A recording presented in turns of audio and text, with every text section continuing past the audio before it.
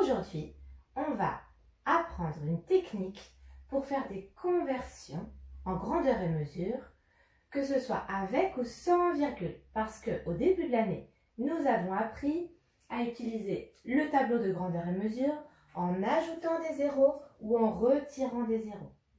Ensuite, la semaine dernière, nous avons appris à décaler la virgule quand il s'agissait de nombres décimaux. Eh bien, aujourd'hui, je vais t'apprendre une technique, une seule, qui pourra te servir pour le reste de ta scolarité, que ce soit avec ou sans virgule, tu pourras utiliser la même technique. Allez, on y va avec un premier exemple. Tu vois que l'on te demande de convertir 365 centigrammes en grammes. En apparence, c'est un nombre entier, donc sans virgule, mais tu vas voir que nous allons nous servir systématiquement d'une virgule qui va peut-être par la suite disparaître. Cela dépendra des cas. Alors, je t'ai mis ici les 3 étapes de cette technique. Première étape, je place.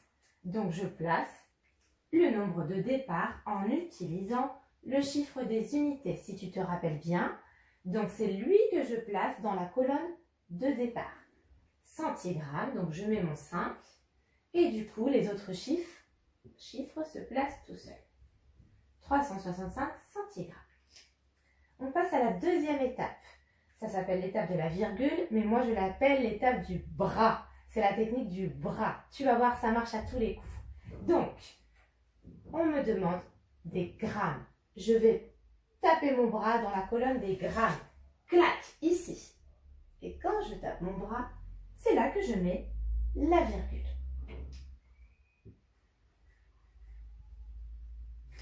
Troisième étape, je rectifie si besoin, c'est-à-dire que j'enlève les choses inutiles s'il y a des choses inutiles. Ou je rajoute des zéros dans les trous, par exemple, si je me retrouve avec des trous.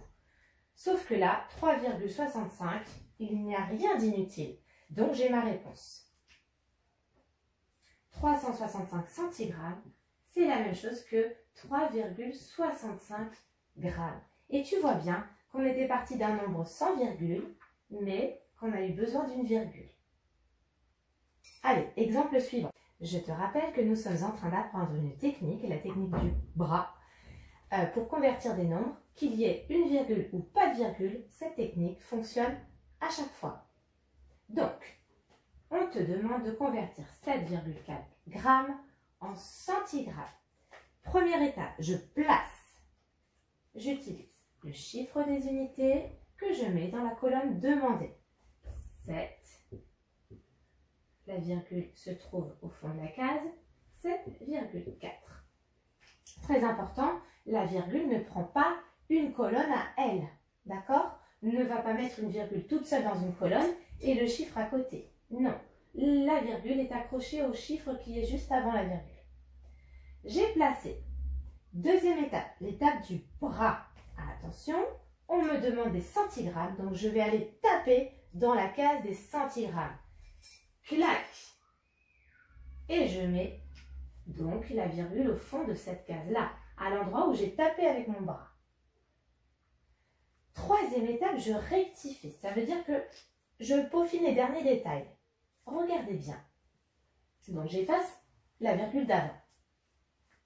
Ensuite, là, je me retrouve avec un trou. Un trou avant la virgule. Donc, qu'est-ce qu'on fait quand il y a un trou en mathématiques? On le remplit avec un 0. Et ensuite, je me retrouve avec 740, rien. Normalement, derrière la virgule, on met la partie décimale. Là, il n'y en a pas. Donc, un nombre sans partie décimale, en fait, c'est un nombre entier. Donc, 740, rien, c'est la même chose que 740. Je peux donc enlever la virgule. Ma réponse, c'est donc 740 centigrammes. Un autre exemple, avec la technique du bras. On te demande de convertir 3,8 hectogrammes en kilogrammes. On a dit que cette technique fonctionne qu'il y ait une virgule ou qu'il n'y ait pas de virgule au départ. On y va. Première étape, je place le chiffre des unités dans la colonne de départ. 3 J'ai placé mon 3 dans la colonne hectogramme et du coup le 8 se retrouve dans la colonne suivante. Bien. On me demande en kilogrammes. Étape de la virgule, étape du bras. Je vais donc taper mon bras au fond de la colonne des kilogrammes. Et c'est là que je vais écrire ma virgule, ma nouvelle virgule. Bien. Je passe à la dernière étape, je rectifie, je corrige les derniers détails. Donc, j'ai ma virgule. Et là, je ne vais pas laisser deux virgules. Donc, j'efface mon ancienne virgule. Je me retrouve avec rien, virgule 38. Là, ça pose un problème en mathématiques parce que pour dire qu'il n'y a rien dans la partie entière, il faut écrire quelque chose. Il n'y a qu'une partie décimale. Donc, tu l'as appris en numération. Rien, virgule 38, c'est en fait 0,38. Je n'ai plus rien à corriger, je n'ai plus rien à rectifier. J'ai donc ma réponse, 3,8 hectogrammes. Ça équivaut à 0,38 kg. Allez, dernier exemple pour aujourd'hui. Tu dois convertir 17,2 g en milligrammes et tu utilises la technique du bras qui fonctionne quel que soit l'exercice demandé. Première chose, je place le chiffre des unités dans la colonne de départ. Donc je mets mon 7 avec sa virgule dans la colonne des grammes. Du coup, le 2 se retrouve à droite et le 1 se retrouve à gauche. J'ai bien fait mon étape, j'ai placé. Ensuite, étape numéro 2, étape du bras, étape de la virgule. Je vais donc aller taper mon bras dans la colonne demandée, la colonne des milligrammes. Bam! Et j'y installe ma nouvelle virgule. Bien, dernière étape, je rectifie. Alors, je ne peux pas rester avec deux virgules. J'enlève l'ancienne virgule. Je me retrouve avec deux cases vides avant la virgule.